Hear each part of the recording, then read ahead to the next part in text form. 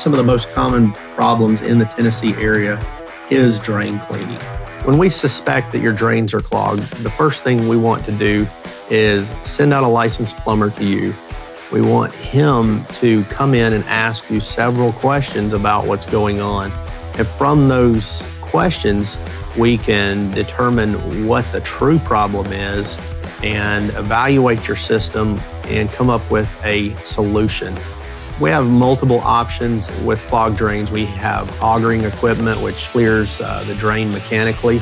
We have jetting equipment that uses high-pressured water to clean the pipes. And we have video cameras to go in and inspect the work that we do in order to see if the job's done right. And you really need someone in your home knowledgeable that can help resolve the issues and guide you in the right direction.